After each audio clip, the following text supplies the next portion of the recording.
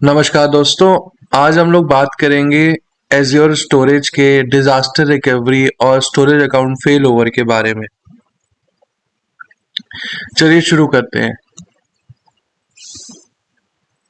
तो जैसा कि आप सबको पता है कि एज्योर जो है वो हमारे डेटा को कई कॉपीज बनाता है और उसके लिए अलग अलग सॉल्यूशंस क्रिएट करता है, उसको safe, secure, durable, highly available और प्रोटेक्टेड रखने के लिए। और उसमें से ही एक सॉल्यूशन होता है डेटा को दो रीजन्स में रेप्लिकेट करना, जिसे हम लोग जियो रिडंडेंट स्टोरेज या Jio Jio Jio zone redundant storage के दो ऑप्शंस के साथ एनेबल कर सकते हैं। आपको मालूम होना चाहिए कि फेल ओवर का कंसेप्ट सिर्फ जियो रिडंडेंट स्टोरेज पे ही एप्लीकेबल है। अगर डेटा दो रीजन्स में है तभी ही फेल ओवर का कंसेप्ट पिक्चर में आता है। जियो रिडंडेंट स्टोरेज में हमारे पास दो ऑप्शंस है, geo redundant and geo zone redundant.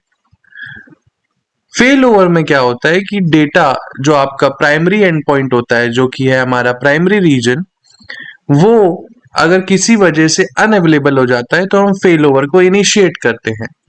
और जो हमारा सेकेंडरी रीजन है, वो जो डेटा है, जो सेकेंडरी एंड पॉइंट था, वो अब हमारा प्राइमरी एंड पॉइंट बन जाता है और सारा का सारा डेटा उधर ही रीड और राइट होना चालू हो जाता है। So this is the simple process that is being followed in failover. Let's move forward. अब हमें सबसे पहले करेक्ट रिडंडेंसी ऑप्शन को चूज करना रहता है। जियो रिडंडेंट स्टोरेज में भी दो ऑप्शंस है, एक होता है रीड एक्सेस एनेबल्ड और एक होता है विदाउट इट। तो GRS और GZRS में क्या होता है कि अगर फेल ओवर चल रहा है तो आपके पास आपके डेटा की एक्सेस चली जाएगी, आप उससे रीड नहीं कर पाएंगे। लेकिन अगर आप रीड एक्सेस को एनेबल करते हैं तो आपके पास सेकेंडरी रीजन में भी रीड एक्सेस हमेशा रहेगी और at the time of fail over आपके पास आपके एप्लीकेशंस के लिए रीड एक्सेस अवेलेबल रहेगी। तो इससे क्या होगा कि अवेलेबिलिटी जो है वो बहुत हाई हो जाएगी even at the time of fail over process. Let's move forward. एक वार्निंग रहती है कि जियो रिडंडेंट स्टोरेज एक डेटा लॉस का रिस्क रखता है हमेशा। डेटा जो है वो सेकेंडरी रीजन में कॉपी किया जाता है एसिंक्रोनसली। एसिंक्रोनसली का मतलब कि एक डिले होता है प्राइमरी रीजन में रेप्लिकेट करने में और सेकेंडरी रीजन में रेप्लिकेट करने के टाइम में।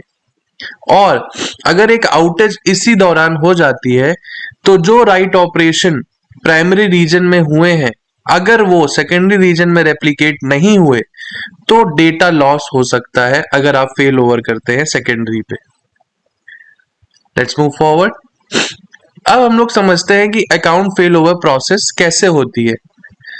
जैसा कि आप लोग फिगर में देख पा रहे हैं कि हमारे पास जियो रिडंडेंट स्टोरेज में दो अकाउंट्स हैं, दो रीजन्स हैं, प्राइमरी रीजन और सेकेंडरी रीजन।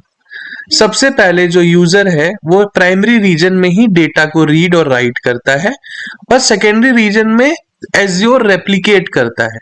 तो यूजर का जो कनेक्टिविटी होता है वो सिर्फ प्राइमरी एंड पॉइंट से होता है, that is the primary reason.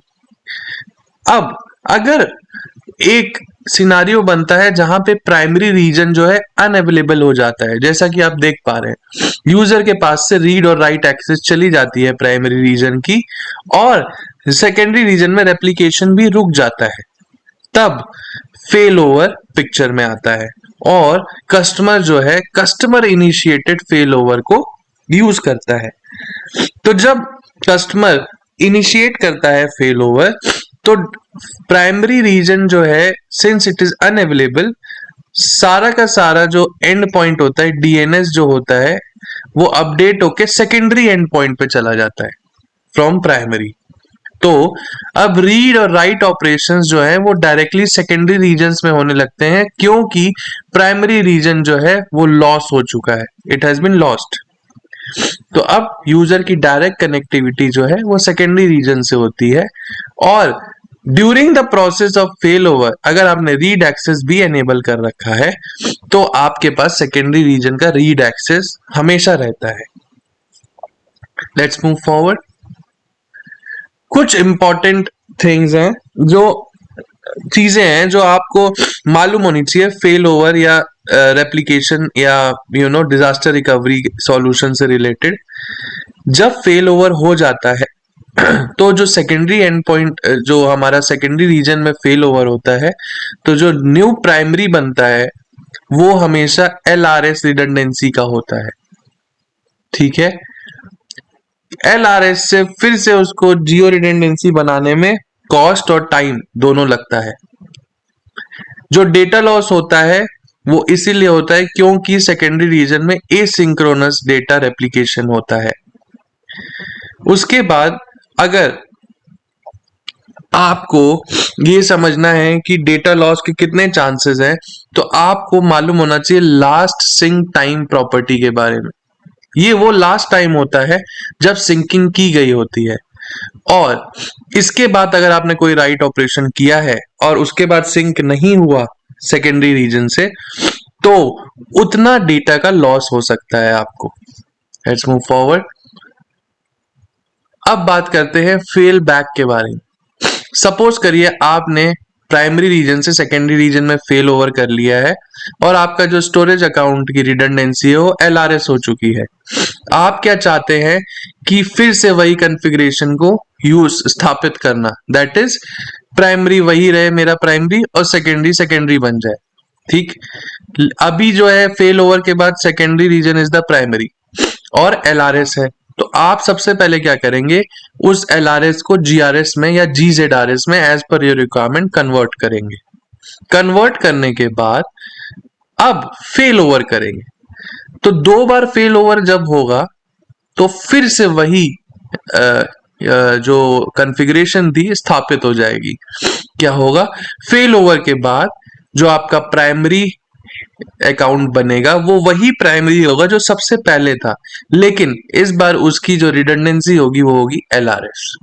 Now आप क्या करेंगे, फिर से जियो रेप्लिकेशन को इनिशिएट करेंगे और फिर से एक सेकेंडरी रीजन में एक सेकेंडरी एंड पॉइंट क्रिएट हो जाएगा और जियो रिडंडेंसी फिर से एनेबल हो जाएगी। तो बेसिकली फेल बैक मतलब होता है 2 बार फेल ओवर करना। ठीक, इसमें भी डेटा लॉस के चांसेस होते हैं।